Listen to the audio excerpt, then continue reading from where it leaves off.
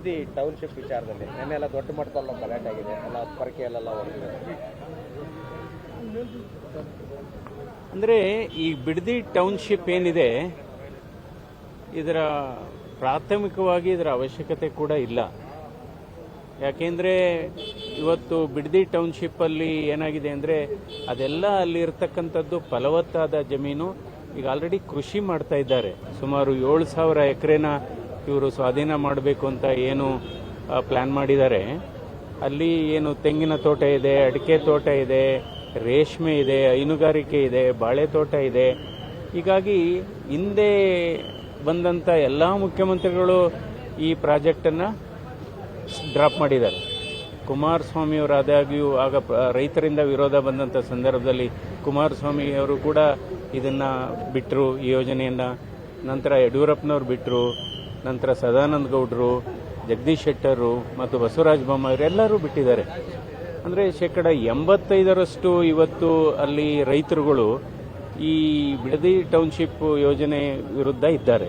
So ಇಂಥ ಸಂದರ್ಭದಲ್ಲಿ ಏನು ಮಾಡಬೇಕು ಸರ್ಕಾರ?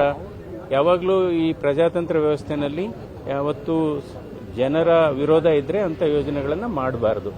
ಅಂದರೆ ಈಗ ಅಲ್ಲೇನು ಜಲಾಶಯನ ಕಟ್ತಾ ಇಲ್ಲ ಅಥವಾ ಅಲ್ಲೇನು ಯಾವುದಾದ್ರು ಇಂಡಸ್ಟ್ರಿ ಏನು ಬರ್ತಾ ಇಲ್ಲ.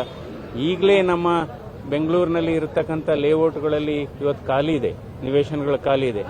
ಕೆಂಪೇಗೌಡ ಬಡಾವಣೆ ಆಗ್ಬೋದು, ವಿಶ್ವೇಶ್ವರಯ್ಯ ಬಡಾವಣೆ ಆಗ್ಬೋದು, ನಂತರ ಶಿವರಾಮ್ ಕಾರಂತ್ ಬಡಾವಣೆ ಆಗ್ಬೋದು, ಚಂದಾಪುರ ಸೂರ್ಯ ಸಿಟಿನಲ್ಲಿ ಇರತಕ್ಕಂಥ ಬಡಾವಣೆಗಳಾಗ್ಬೋದು. ಎಲ್ಲ ಇದರ ಅವಶ್ಯಕತೆ ಇಲ್ಲ. ಅದಕ್ಕೋಸ್ಕರ ಯಾರು ಇದಕ್ಕೆ ಒಪ್ಪಿದ್ದಾರೆ, ಯಾರು ಇದಕ್ಕೆ ಒಪ್ಪಿಲ್ಲ ಅನ್ನೋದನ್ನ ಜಿಲ್ಲಾಡಳಿತ ಮತ್ತು ರಾಜ್ಯ ಸರ್ಕಾರ ಬಹಿರಂಗಪಡಿಸಲಿ. ಆವಾಗ ಗೊತ್ತಾಗ್ಬಿಡುತ್ತೆ ಯಾವ ಸರ್ವೆ ನಂಬರ್ ಅವ್ರು ಒಪ್ಪಿದ್ದಾರೆ, ಯಾವ ಸರ್ವೆ ನಂಬರ್ ಒಪ್ಪಿಲ್ಲ ಅಂದ್ಬಿಟ್ಟು ಒಂದು ವೈಜ್ಞಾನಿಕವಾದಂಥ ಮಾಹಿತಿ ಬಂದರೆ ಮುಗೀತು ಅಷ್ಟೇನೆ. ಅಲ್ದಿದ್ರೆ ಯಾಕೆಂದರೆ ಇದು ಈ ಪ್ರಾಜೆಕ್ಟು ಪಬ್ಲಿಕ್ ಇಂಪಾರ್ಟೆನ್ಸ್ ಇಲ್ಲ, ಇದು ಸಾರ್ವಜನಿಕರ ಹಿತಾಸಕ್ತಿ ಇಲ್ಲ, ಇದರಲ್ಲಿ ರೈತರ ಹಿತಾಸಕ್ತಿ ಇಲ್ಲ.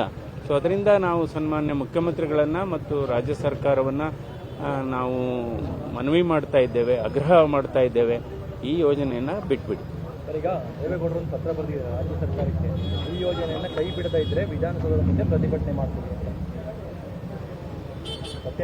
ಅಲ್ಲ, ಅವರು ಹೇಳ್ದಂಗೆ ಮಾಡ್ತಾರೆ. ಅವರು ನಿನ್ನೆ ಪೊರಕೆಯಲ್ಲೆಲ್ಲ ಹೊಡೆದಿದ್ದಾರೆ. ಈಗ ಅವರು ಅದ್ರ ಬಗ್ಗೆ ಪ್ರಕರಣ ಎಲ್ಲ ಅಲ್ಲ, ಈಗ ರೈತರಲ್ಲಿ ಮನವಿ ಏನು? ಈಗ ಸುಮಾರು 490 ದಿನಗಳಿಂದ ನಿರಂತರವಾಗಿ ರೈತರು ಇವತ್ತು ಶಾಂತಿಯುತವಾಗಿ ಪ್ರತಿಭಟನೆ ಮಾಡ್ತಾ ಇದ್ದಾರೆ.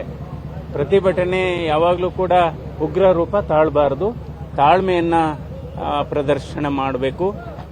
ಯಾಕೆಂದ್ರೆ ಸತ್ಯಾಗ್ರಹ ಅನ್ನೋದು ನಮಗೆ ಮೊದಲಿಂದಲೂ ಬಂದ ಸ್ವಾತಂತ್ರ್ಯವನ್ನು ತಂದುಕೊಟ್ಟ ಒಂದು ಶಕ್ತಿ. ಸೊ ರೈತರಲ್ಲೂ ಕೂಡ ಮನವಿ, ಯಾವುದೇ ಕಾನೂನನ್ನು ಕೈಗೆ ತೆಗೆದುಕೊಳ್ಬಾರದು. ಅದೇ ಸಂದರ್ಭದಲ್ಲಿ ಇದೇನು ಎಮರ್ಜೆನ್ಸಿ ಏನಿಲ್ಲ, ಇದು ಯಾವುದು ಸರ್ಕಾರಕ್ಕೂ ಕೂಡ ಇದೇನು ಎಮರ್ಜೆನ್ಸಿ ಏನಿಲ್ಲ. ಇದನ್ನ ಕೈ ಬಿಟ್ಟು ಇದು ರೈತರ ಹಿತಾಸಕ್ತಿ ಕಾಪಾಡಬೇಕು. ಜಿಲ್ಲಾಧಿಕಾರಿಗಳು, ಜಿಲ್ಲಾಡಳಿತ ಮತ್ತು ರಾಜ್ಯ ಸರ್ಕಾರ ಒಂದು ಶ್ವೇತಪತ್ರ ಹೊರಡಿಸಲಿ. ಎಷ್ಟು ಜನ ಒಪ್ಪಿದ್ದಾರೆ, ಎಷ್ಟು ಜನ ವೈಜ್ಞಾನಿಕವಾಗಿ ವಿತ್ ಸರ್ವೆ ನಂಬರ್ ಅದನ್ನ ಪಬ್ಲಿಷ್ ಮಾಡಲಿ, ಆಗ ನಿಜಾಂಶ ಗೊತ್ತಾಗುತ್ತೆ. ಸರ್, ದೇವೇಗೌಡರು ಈಗ ಪತ್ರ ಬರೆದಿದ್ದಾರೆ ಸರ್ಕಾರಕ್ಕೆ ಅಧಿಕೃತವಾಗಿ. ಅದೇ ಗೊತ್ತಾಯಿತು. ಅವರ ಪತ್ರಕ್ಕೆ ಸರ್ಕಾರ ಸ್ಪಂದಿಸಬೇಕು. ಇದ್ರ ಜೊತೆಲಿ ಸರ್, ಮಂಗನ ಕಾಯಿಲೆ ರಾಜ್ಯದಲ್ಲಿ ಹೆಚ್ಚಾಗ್ತಾ ಇದೆ. ಹೀಗಾಗಿ 16ನೇ ತಾರೀಕು ಸಚಿವರು, ಆರೋಗ್ಯ ಸಚಿವರು ಸಭೆ ಕರೆದಿದ್ದಾರೆ. ವೈದ್ಯ ಸಂಸದರು, ವೈದ್ಯ ಶಾಸಕರನ್ನು ಕೂಡ ಕರೆದಿದ್ದಾರೆ. ಆಯ್ತು, ಹೋಗೋಣ. ಕರೆದಿದ್ದಾರಾ ಸರ್? ಅಲ್ಲ, ಮೋಸ್ಟ್ಲಿ ಬಂದಿರುತ್ತೆ, ಪತ್ರ ಬಂದಿರುತ್ತೆ ಅನ್ಸುತ್ತೆ. ಯಾಕೆಂದ್ರೆ ಮೊದಲಿಂದ ಇದೆ ಮಂಕಿ ಡಿಸೀಸ್ ಅಂದ್ಬಿಟ್ಟು ಇದೆ. ಸೊ ಅದಕ್ಕೆ ಏನೇನು ಮುನ್ನೆಚ್ಚರಿಕೆ ವಹಿಸಬೇಕು ಅದ್ರ ಬಗ್ಗೆ ಚರ್ಚೆ ಆಗುತ್ತೆ.